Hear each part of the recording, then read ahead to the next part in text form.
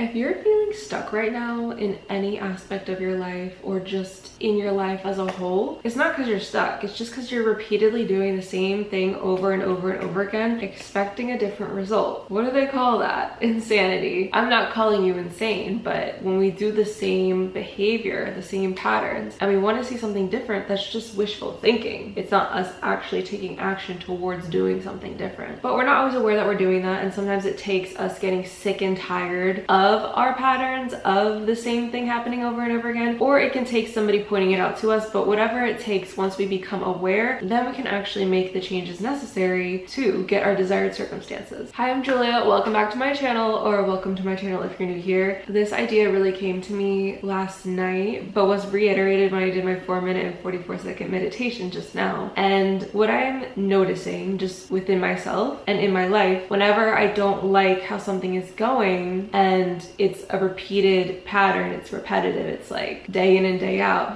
you know, maybe there's a little bit of leeway, a little bit of a change, but then it goes back. I have to ask myself, what am I doing? What am I continuously, repetitively doing that is causing things to stay the same or to not accelerate to where I want them to be? And this can happen in any aspect of your life. It could be your money, it could be your relationships, it could be your career, it could be your hobbies, it could be something that you're trying to get good at. Sorry if you hear drilling, but if you've been working on something for a while and you're not seeing the changes that you want to see, it might be time to switch things up. So I noticed this recently. I've been working on getting more flexible and doing a split. And I've been doing this for like 2-ish months now, maybe even 3. And I still can't do a split. And I was like, I don't feel like I'm getting that much closer. I wonder if maybe I'm not doing the correct stretches for this. So then I talked to a friend and he was like, no, you're doing the correct stretches, but you're not holding them long enough and breathing deep enough. And I was like, oh, you are onto something. So then this week I decided, okay, I'm gonna do the stretches for 3 minutes and breathe deeply and see what comes with that. And I actually felt a difference. I noticed that I could move a little bit deeper into the split, and I actually felt kind of sore afterwards. So I knew like, okay, my muscles are stretching. And so I realized I just need to hold the stretches longer, sit in the discomfort a little longer, and then I'm gonna get a little closer to my goal. That being said, I think that's true for anything that we're trying to change. Sometimes we actually just have to sit in the discomfort and be okay that this is unknown territory. This is not comfortable. This is stretching us to literally change, to literally become a new version of ourselves, a different person. Because the version of you that is living your life right now, there's nothing wrong with, but if it's not what you prefer, then you have to make a change. And for me, becoming more flexible isn't the only thing that I would like to expand on and stretch and change. I also would like to grow my businesses more and accumulate more of an audience on my Snapchat, which I've already grown so much on, but I feel like I have sort of hit like a little bit of a plateau, so to speak. And I was talking to my friend last night and she was like, well, if you try doing this, this, this, and this, maybe you might see a difference. And I'm like, oh, that seems really uncomfortable to do because I have some fear beliefs around that. But you're right, if I really do want to grow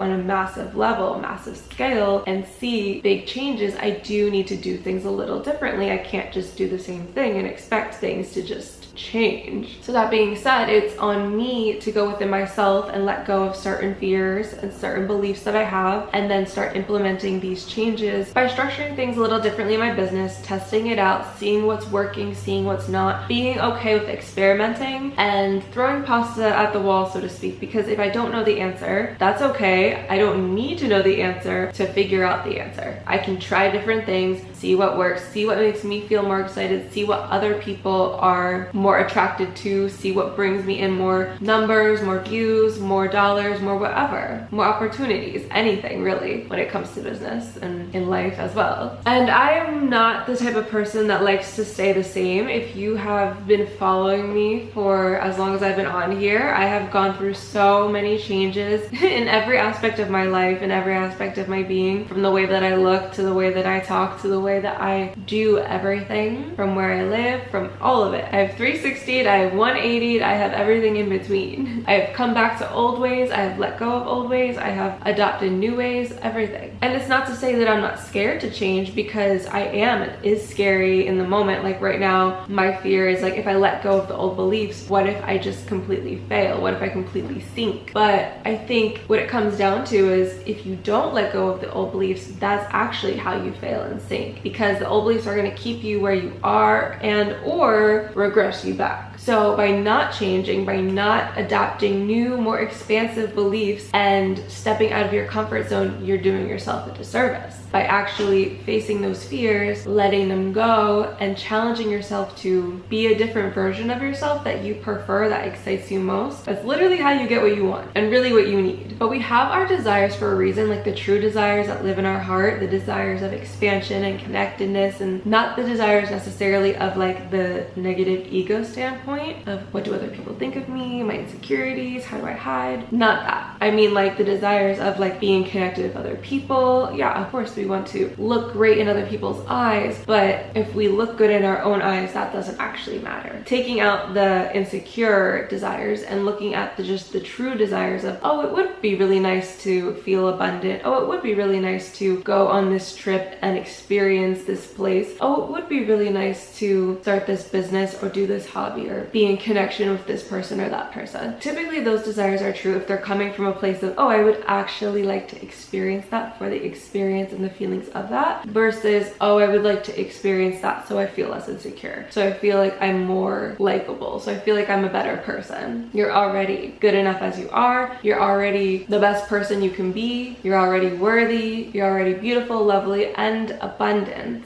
It's just, are you aware of that? Are you recognizing that? Or are you looking at yourself and being like, I'm not that? Are you going to deny yourself of who you are? Those are questions to ask yourself, because usually when we're afraid to change, it's because we're trying to protect a version of ourselves that we think is all that we can have, is all that we can be, when we're so much bigger than that. We're so much more, but our insecurities and our fears stop us from going there. So all that being said, I'm really challenging myself to be more open to changing and detaching my identity from what I do, because who I am and what I do are different. Although what I do does represent a lot of who I am, same for you, but when we make mistakes or we fail at what we do, that doesn't mean that we're a failure. That just means, oh, oops, that didn't work, let me try something else. So my challenge for you is look at where you feel stuck. Look at where you feel like you're not heading in the direction that you want to be headed in, and ask yourself, what can I do in small ways to change, to head more towards the direction that I want to be in? Those small changes will actually lead to bigger changes in the end. And what fears can you